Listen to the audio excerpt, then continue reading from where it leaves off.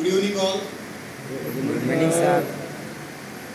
आज इस combined ATC camp और थल सेना कैंप के valediction cum prize reception ceremony में उपस्थित 22 झारखंड बटालियन के सीओ हरमीत सिंह जी,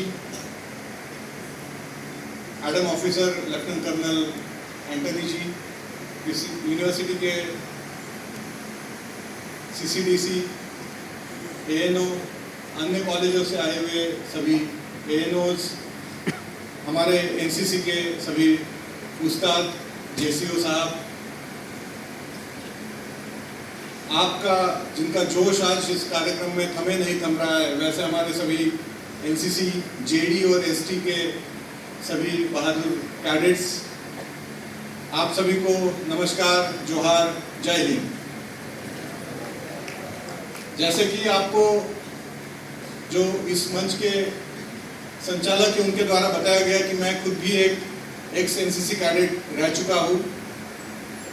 मैं खुद 2 साल एसडी में, जेडी में 2 साल जेडी में और 3 साल मैंने, जब मैं इंजीनियरिंग में था तो second year onward, second year, third year and final year के लिए मैं जब था तो उस समय मेरी सीनियर डिवीजन में भी मैंने एनसीसी की हुई थी। और आज आप काफ़ी खुशनसीब है, मैंने अभी सीओ साहब को भी बोला कि हम लोग इस एसी ऑडिटोरियम में बैठ करके इस कार्यक्रम का आनंद ले रहे हैं और आप सभी को प्राइजेस दे रहे हैं। जब मैं एटीसी किया था, सबसे पहले मैंने 1999 में नेशनल इंटीग्रेशन कैंप एनआईसी किया था न्यू दिल्ली में। वहाँ करीब 17 राज्यों से कैडेट्स आए हुए थे and it was one memorable experience for all of us. तो वो जो शुरुआत वहाँ से हुई थी 1998-99 से, उसके बाद फिर जब मैं इंजीनियरिंग कॉलेज में आया तो फिर मुझे जो एनसीसी और खाकी के प्रति जो आकर्षण था वो बढ़ गया था, वो कहीं से कम नहीं होने का नाम ले रहा था। और जब मुझे चांस मिला सेकेंड ईयर में एनसीसी में प्रवेश करने का, वहाँ 2 ऑप्शन दिए जाते थे, या तो एनसीसी में आइए या तो एनएसएस में आइए। तो my first choice was always NCC.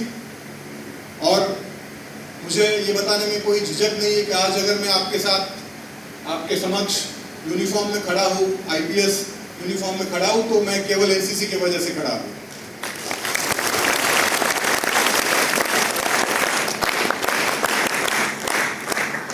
NCC हमें अनुशासन सिखाती है और साथ ही कई हमारे जो पर्सनल लाइफ में या प्रोफेशनल लाइफ में कई सारे चैलेंजेस आते हैं, उससे कैसे फेस करना है, उससे कैसे उभरना है, उनका सामना कैसे करना है, इसके बारे में हमें बताया जाता है।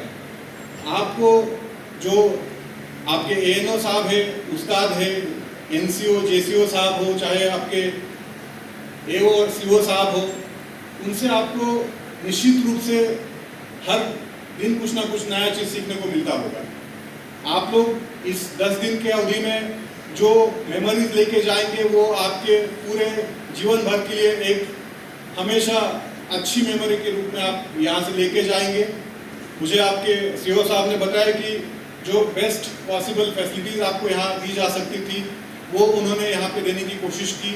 और साथ ही साथ यूनिवर्सिटी एडमिनिस्ट्रेशन जो हमेशा तत्पर रहता है इन सभी चीज़ों को मुहैया कराने में, उनका भी हमेशा योगदान रहता है। इसलिए मैं विनोबा भावे यूनिवर्सिटी के सीसीडीसी साहब और वीसी जो अभी इंचार्ज वीसी हमारे कमिश्नर मैडम हैं, उनका मैं तहे दिल से धन्यवाद देता हूँ कि हमारे जो उभरते हुए छात्र हैं, हमारा जो टैलेंट है, उनको कहीं ना कहीं उनके प्रतिभा को निखारने का एक अवसर इस कैंप के वजह से हम लोग को मिलता है। उसके लिए मैं उनका धन्यवाद देता हूँ, उनको मैं शुक्रिया अदा करता हूँ। साथ ही आपके जो सीओ साहब है उनके बारे में मैं बताना चाहूँगा। उनकी मेरी पिछले 6 से 7 महीने से जान पहचान है। Very dynamic and very enthusiastic officer, हमेशा आपके बारे में चर्चा करते हैं, कैडेट्स के बारे में, कैडेट्स के अच्छाई के लिए बात करते हैं। जब उनको पता चला कि मैं खुद भी एक एनसीसी कैडेट हूँ तो हम लोग एक अलग से लगाव बन गया। क्योंकि मुझे याद है जब मेरा आईपीएस में सिलेक्शन हुआ तो सबसे पहला मुझे जो सम्मान मिला था, जो सम्मान समारोह मेरे लिए ऑर्गेनाइज किया गया था, वो हमारा महाराष्ट्र का 17 महाराष्ट्र बटालियन एनसीसी द्वारा किया गया था। और उस बात को मैं हमेशा याद रखता हूँ। आज करीब करीब 2007 में मैंने आखिरी बार एनसीसी का यूनिफॉर्म पहना था। उसके बाद में मैं इंजीनियरिंग से पास आउट होने के बाद यूपीएससी के लिए चला गया था। ऑलमोस्ट 16 साल हो गए हैं, परंतु 16 वर्ष बीतने के बाद भी आज सभी आपके बीच में आकर के मुझे बिल्कुल नहीं लग रहा है कि मैंने 16 साल पहले एनसीसी को छोड़ा था। मुझे लग रहा है कि ये कल परसों की बात है। आप लोगों ने जो जोश मेरे दिल में भर दिया है, उसके लिए मैं अपने तरफ से आपको धन्यवाद देना चाहता हूँ।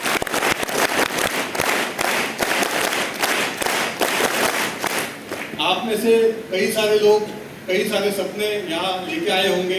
भविष्य को लेकर के कई सारे आपके सपने आपके अभिभावकों ने आपके लिए बुने होंगे, कुछ सपने आपने अपने लिए बुने होंगे। आप में चूंकि दोनों तरह के लोग एसडी वाले भी है और जेडी वाले भी है, तो हर एक के अपने अपने अभी जो सपने देखने की कैपेसिटी है वो हर एक के अलग अलग है। क्योंकि कुछ लोग अभी डिग्री के अंतिम पड़ाव पर खड़े होंगे, कुछ लोग अभी अपने स्कूली शिक्षा के अंतिम पड़ाव पर खड़े होंगे।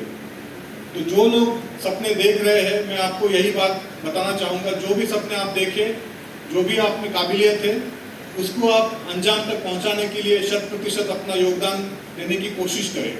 क्योंकि कई बार हम लोग समाज के प्रेशर में आकर के, अपने अभिभावकों के प्रेशर में आकर के, या और अगल बगल वाले लोग क्या कहेंगे इस प्रेशर में आकर के, जो हमें पसंद है वो हम लोग नहीं करते हुए अन्य चीज़ों पर फोकस करना शुरू कर देते हैं। और फिर बाद में जब हम मिड लाइफ पे आ जाते हैं, 30-35 की उम्र पर आ जाते हैं, तो हम लोग को कहीं ना कहीं ये एहसास होने लगता है कि यार मेरे से गलती हो गई, मुझे शायद इस फील्ड में नहीं उस फील्ड में जाना चाहिए था। अगर मैं उस फील्ड में जाता तो मैं और बेहतर अपने लिए और समाज के लिए कर सकता था। तो आप सभी को मेरी यही अपील रहेगी, जिन चीज़ों से आपको सेटिस्फैक्शन मिलता है, जिन चीज़ों को आपको लगता है कि आप अपने लिए और समाज के लिए और देश के लिए बेहतर बना सकते हैं, उसी फील्ड को आप चूज करिए। आपका फ्रेंड अगर आईएएस या आईपीएस में जाना चाह रहा है तो कोई ज़रूरत नहीं कि आपको आईएएस या आईपीएस में जाने की आवश्यकता है। आपको अगर चित्रकला अच्छी लगती है, आपको अगर पेंटिंग या स्कल्पचर